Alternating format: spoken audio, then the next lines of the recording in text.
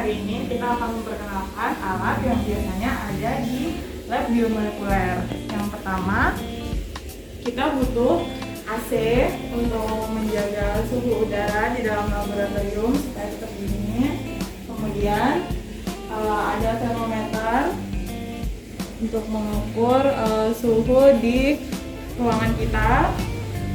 Kemudian untuk berjaga-jaga walaupun sudah ada AC, kita punya kipas angin. Ya, untuk alat-alatnya yang pertama, kita penting banget untuk punya laminar. Laminarnya ini ditutup dengan kain 2 lapis.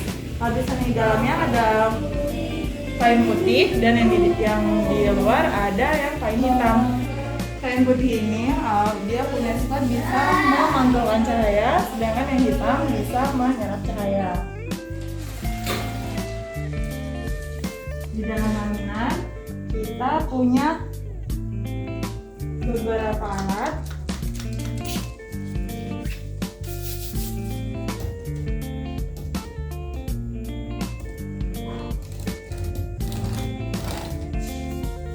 Ada mikropipet beberapa ukuran, mulai dari ukuran 20 sampai 200, kemudian ada 1000, ada juga yang 0,1 sampai dengan 2,5 mikroliter, dan ada penyangganya. Ada tube berukuran 1,5 mili.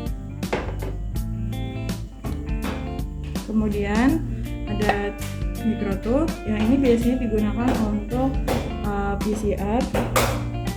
Kemudian ada mikrotip dengan berbagai ukuran. Ini yang 1000 mikro, kemudian ada 10 mikro, dan juga ada yang 200 mikro. Untuk menggunakan mikrotip dengan baik, kita perlu melakukan latihan good pipetting practice supaya kita mendapatkan akurasi yang tepat, dan juga kita bisa menjaga alat tersebut supaya tidak mudah rusak.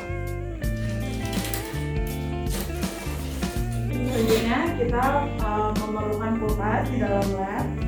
Kulkas dengan suhu rendah, yang kulkas ini kulkas dengan suhu minus 18 derajat Celcius. Kenapa kita butuh kulkas dengan suhu rendah? Supaya DNA yang kita punya, yang sedang kita kerjakan itu tidak mengalami denaturasi, atau sederhananya untuk menjaga agar DNA-nya tidak rusak. Selanjutnya kita punya bunsen untuk sterilisasi saat kita berhubungan dengan isolat mikroba. Biasanya kita gunakan untuk sterilisasi bagian mulut tabung dan juga penutupnya atau alat yang sedang kita gunakan. Kemudian ada vortex. Vortex ini berguna untuk menghomogenkan sampel yang sedang kita kerjakan.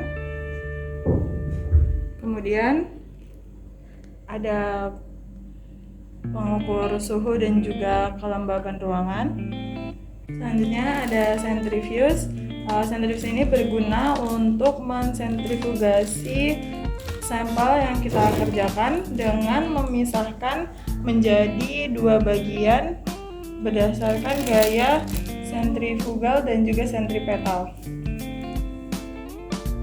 Kemudian ada alat PCR modern.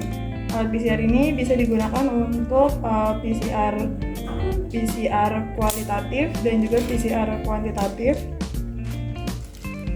Dan keduanya pada bagian fluoresensi, di mana kalau real time atau kuantitatif PCR ini kita butuh menggunakan fluoresensinya.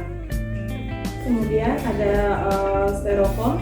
Meskipun styrofoam ini terlihat sederhana, tapi styrofoam ini sangat penting untuk menjaga sampel yang sedang kita kerjakan, karena terkadang sampel itu tidak boleh tergoyang atau terbalik. Jadi dengan menggunakan styrofoam yang memiliki lubang dengan ukuran yang tepat, styrofoam ini mampu menjaga posisi dari sampel kita supaya tidak terguncang atau apalagi sampai terguling.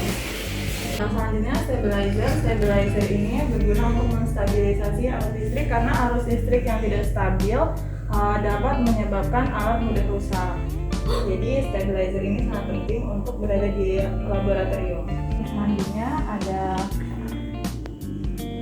ini fungsinya sama seperti styrofoam tadi, namun dia dalam kondisi dingin, jadi dia bisa menjaga supaya sampel kita tetap dingin, jadi DNA yang ada di dalamnya tidak mudah rusak. Dia harus selalu diletakkan di dalam lemari es agar menjaga suhu dinginnya.